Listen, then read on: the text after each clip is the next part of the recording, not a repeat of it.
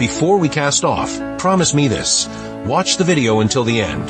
The final reveal ties every whisper, every glance, every turn of the ship into one unforgettable landing. Chapter 1. A ticket not meant for you. I have always believed that the sea changes the truth the way sunlight changes glass. It doesn't break it so much as bend it into new colors. That is how it began for them, under skies so clear it felt painted, in a city where people practice love the way they practice their smiles, often, if not always well. Maris Vale, bright and crisp as a new envelope, was meant to sail. She was married to Adrian, whose business had grown tall and restless. She suspected, as some hearts do, not because she had proof, but because silence had filled too many rooms. So she booked a passage to South America, a long itinerary that looked like an elegant excuse for distance. She announced it calmly at breakfast, and Adrian offered a practice congratulations and a distracted peck, promising to visit ports if his meetings allowed. Then came the change, a sudden tilt of fate. Maris met Lila Moreno in a rented rehearsal hall above a florist, where the air itself seemed to hum. Lila sang as if every note were a promise made good.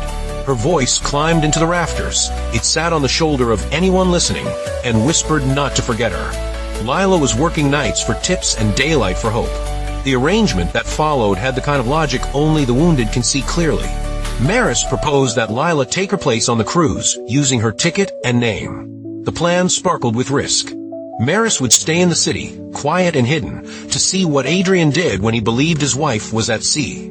If he stumbled into the arms of someone else, she would know. If he remained faithful, no harm done. Lila would get a holiday, and a clean bed, and the odd thrill of being someone who had everything. Lila agreed because sometimes the ocean is the only door that opens. When the ocean liner wove its white smoke into the morning sky, Lila stood at the rail in a borrowed coat, labeled by another woman's name. She watched the small city of the harbor fall away and heard in her mind the tremble of Maris's last words. If you see the world for me, I might see my marriage for what it truly is. The heart of this tale, though, slipped on board in a darker coat and a quieter mood.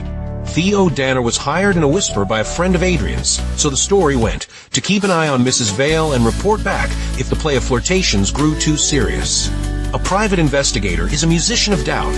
Theo had learned to listen to footsteps behind doors and to understand how secrets breathe. He didn't know he was stepping into a duet.